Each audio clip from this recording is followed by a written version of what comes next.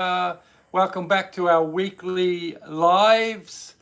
Today I thought we would actually talk a little bit about, what cymbal should you own for the type of music you play. And I thought just to, make the live video a little bit more interesting, I would also give you a little drill exercise of rudiments that's really handy to help condition your fingers and so forth. Very simple. We're going to do a little triplet with an accent on the first beat. So we're going to be playing triplet, triplet, triplet, triplet.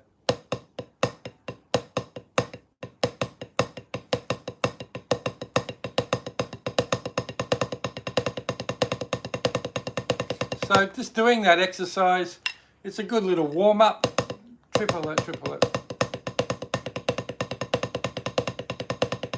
It's actually a really good drum fill around a drum kit too. If I use my my little stool here and my drum to give you some different sounds, it can sound like this, You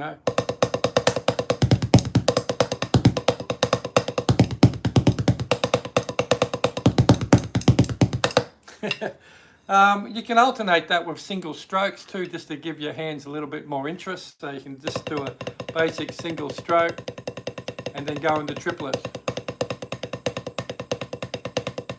And back to single stroke, then back into triplets.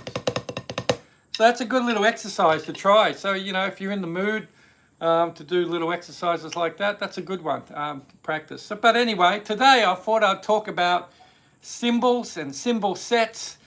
You see a lot in a lot of drum stores these days. Zildjian will have a cymbal pack, or all the brands, Paste have them, cymbal packs, and they're basically cymbals of the same model. Like, let's say there might be a Zildjian A's. There'll be a ride cymbal, a couple of crashes, or ride cymbal, a crash, and a set of hi-hats, all in A's. And generally speaking, ideally they should actually all be matched, so they all sound good next to each other. But I think they just spit them out. They just grab a big pile of A's, there's a ride, there's some hi-hats, blah, blah, blah, and go for it like that. If you're actually wanting to get a whole brand new set of cymbals, I would probably discourage from buying a sort of put together pack. I'd be more inclined to go into a music store, or go into a few stores, and especially ones that have a good selection of cymbals. And I'd probably start with my hi-hats, because you're probably going to be playing hi-hats more than any other cymbal. Your ride, you're probably going to play a bit too, depending on the style of music you're playing. If you're playing a lot of jazz, you probably are going to play a lot of ride. Hi Fee, good to hear, good to see that you've joined me on my little live to air. Thanks. Hope you're having a wonderful day. And I hope you have a good Christmas.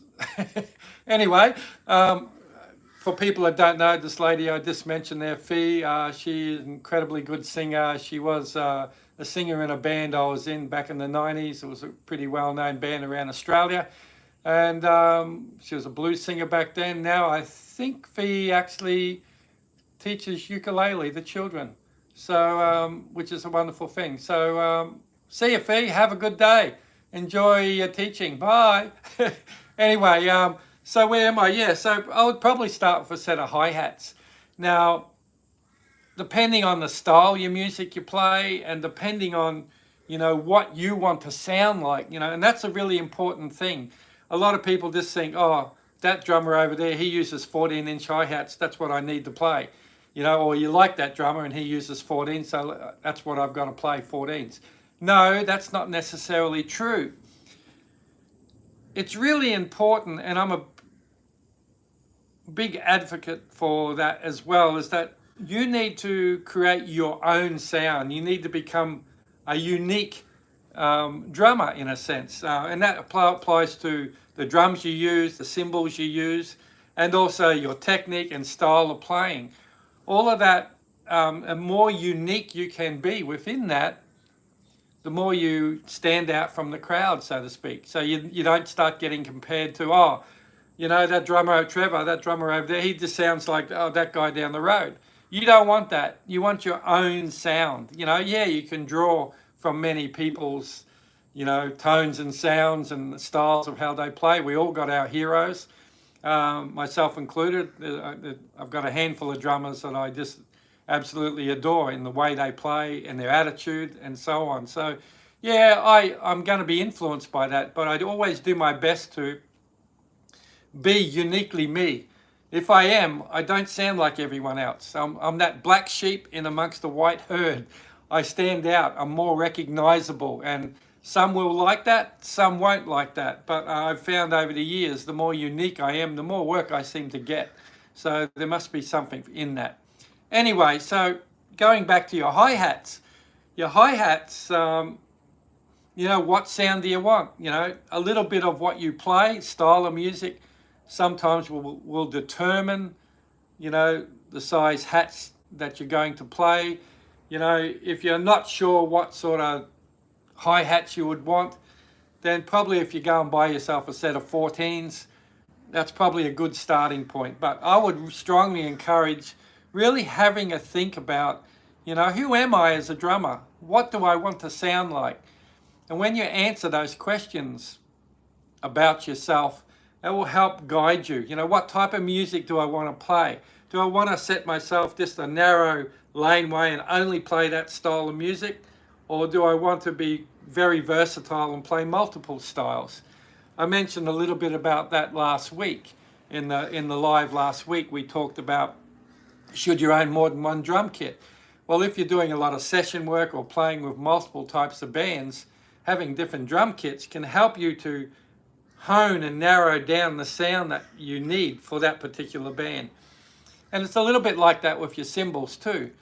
You know, I personally, myself, I like big hi-hats. My go-to set of hi-hats that I use is a set of 15-inch Zildjian sweet hats. I love the sound of them.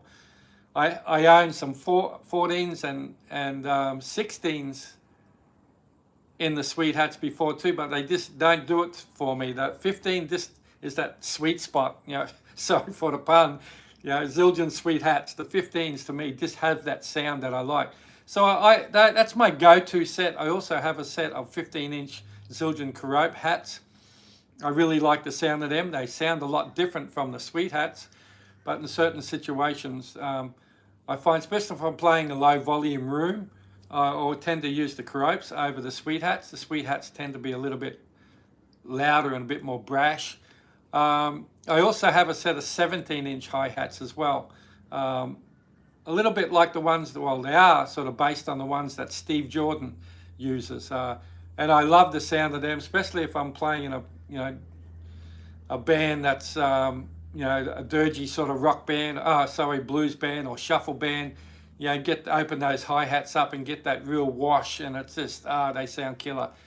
That said, too, I do own a set of 14s, but as I said earlier, 15-inch sweets are probably the ones I use the most. Years ago, I used to use 12-inch and 13-inch hi-hats, but these days my tastes have changed and I've moved on to larger ones. So anyway, getting back to that, I think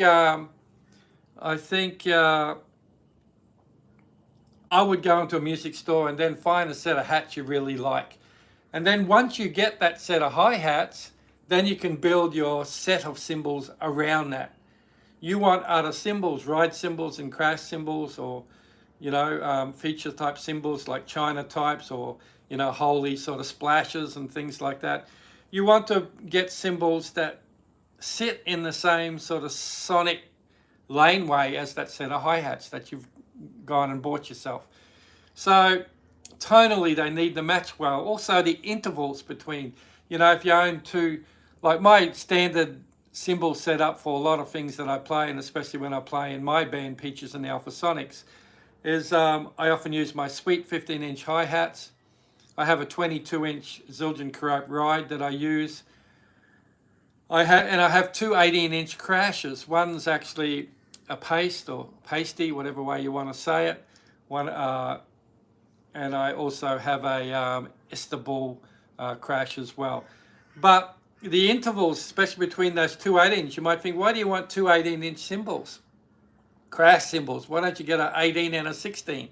Or, 18 and a 20 or whatever. Well, these two 18s, when I tried these cymbals, they had this beautiful interval in their sound between the two. So I thought, I'm not going into a music store to buy crash cymbals based on size. I'm going in, and this applies to all your cymbals. When you go to buy a cymbal, don't look at what it is, who made it, or who uses it. Listen to your ears. They will tell you what's right for you. And so, I used to play an 18 and a 16-inch crash, but these two 18s just have this such beautiful interval between themselves. It's just that they're perfect. So I use those cymbals for a lot of my gigs.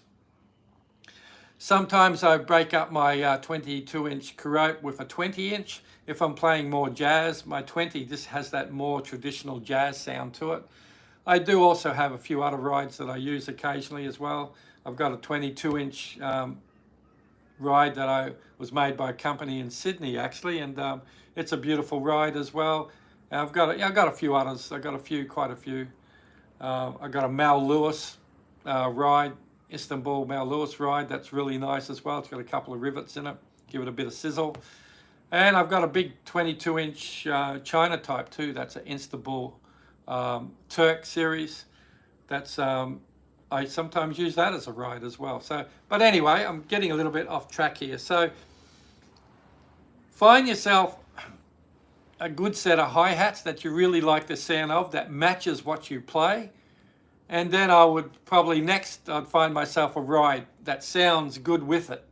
Once you find those two, then you can start looking at, crash cymbal shopping, or, special cymbals to give you certain tones and textures. Again, depending on the things that you're playing, as well as, the things that you're playing, as well as, your own personality. Your cymbal set, your drum kit has to reflect your personality as a player. So it's really important to do that. Anyway, I won't keep waffling on today with this little demo, this live talk. I would actually say, if you're after cymbals, go and do that. Or if you're after just wanting to buy, before I finish, if you're wanting to buy, just say you want to buy a crash cymbal. Well, take your cymbals, or take your other crash cymbals, or at least another one of your crash cymbals, into the music store with you and hit cymbals and compare it with that cymbal. As I said, it's important to have a good interval and good sonically, they're matching each other, like they're not clashing in a sense. So, anytime I buy a cymbal, I always take some of my cymbals with me to actually hear what they sound like up against it. Because you can go into a music store and, hit a crash, think, oh, that crash sounds amazing. You take it home and add it to your cymbal set, and it sounds horrible up against your other cymbals. So then you've got a dilemma. Sell that one, or sell all your cymbals and buy a new set of cymbals to match that new crash you bought. So anyway, okay, enough of that. So please feel free to drop a message below this video and let me know of a topic you would like me to talk about into the future. I do these little live presentations once a week, usually on a Monday morning, Brisbane, Australia time. Today happens to be about 10:30 Tuesday morning Brisbane time today. I was just too busy to do one yesterday. But anyway, I hope you're getting something from this. Please give me some feedback. What do you think of these little lives? Should I continue doing them, or just continue making the videos I normally make? I would be keen to know what you think of that. Feedback is always welcome. Just be kind, don't be mean and nasty. There's no need for any of that. So anyway, on that note, I'll just go through that little exercise for you again. So triplets, accent first beat. Triplet, triplet, triplet.